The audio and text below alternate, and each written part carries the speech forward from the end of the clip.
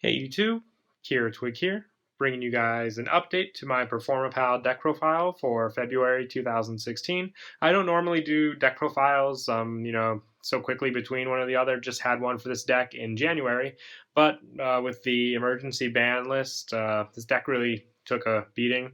So I thought I'd bring you guys the update. Still playable, still fun. It was always meant to be a fun deck, so let's go ahead and get started.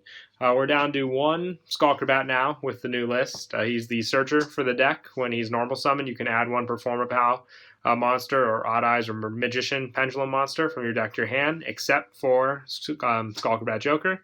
And he's a scale 8 as well, with his restriction being you can only special summon Odd Eyes, Performapal, or Magician monsters. So it's a really good card overall, but sadly, only to one. And the same goes for Monkey Board. Monkey Board's effect allows you to add a Performapal monster from your deck to your hand.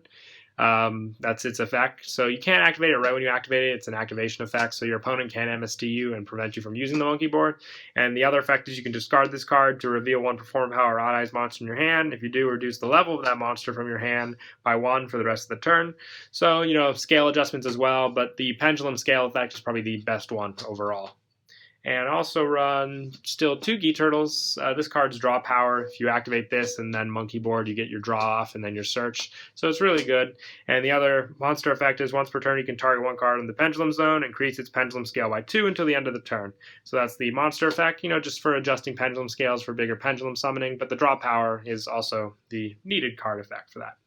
And I also run 2 Pendulum Sorcerers. This card's good just because with its Pendulum effect, it can give power boosts to stuff that you Pendulum summon. And when it is special summoned, you can target up to 2 cards you control, destroy them. And if you do, add a Performapal monster from your deck for each of the card that you destroyed. So you can blow up your scales, other monsters, and just, recycle and get better search targets with this card. Plus with the 2 Pendulum scale, it's good because you can get out most of the monsters you run in the deck. And I also run 3 Silverclaw, just your powerhouse of the deck. When it attacks, all Performapals you control gain 300 attack. So if you can put, majority of them over 2,000, if you have 4 of them, you can OTK pretty quickly with this guy. And with the scale 5, most of the Performapals in your deck are level 4, so very easy to get him in the scale as well with the scale 2 and Pendulum Summon. And I also run 3 Lizard Draw. Probably the best target to go for with Monkey Board if you already have a Pendulum Summon set up. If you're not going to get the Gi Turtle draw, you can activate Lizard Draw, Pendulum Summon, then destroy Lizard Draw to get an extra draw. And the other effect is when a Performapal is destroyed while he's on the field, you can draw cards equal to the number of Performapal cards you control after that card was destroyed. So really good monster and pendulum effect, which is why I run 3 of these. Plus he's a scale 6, so pretty wide pendulum scale as well. Plus I also run 2 Camelump. This card is great for defense. Pendulum summon it in defense mode. Makes for a pretty hefty wall, and if it's destroyed, you can have the monster that destroyed it lose 800 attack, and it also has a piercing effect for its pendulum scale ability as well. And I also run 1 Part Naga. This card's good just for stopping your opponent from pushing with level 4 plays and level 5 monsters, because with this monster effect, it basically says level 5 or lower monsters on the field cannot attack. So if you Pendulum summon out this, you can play the stall game and then, just exceed someone with your monsters to hit back at your opponent when you're ready for that. And I also run 3 Salu Tiger. This card's good just because it's 1700 attack, and its effect is when it destroys an opponent's monster by battle and sends it to the graveyard, you can add 1 Performapal Pendulum monster from your deck to your hand. So it's consistency, pressure as well, so can't go wrong with that card. And also 2 Friend Donkey. This card's great just because you can get back your Performapals from your graveyard that you, let's say, Exceed summoned with. Special summon back. If you get Lizard Draw, that's a rank 3 play right there. Or, if it's a Pendulum monster and when it's destroyed, it'll go back to the extra deck instead of the graveyard. So, like I said, recycle power. And I'm also running 2 Second Donkey.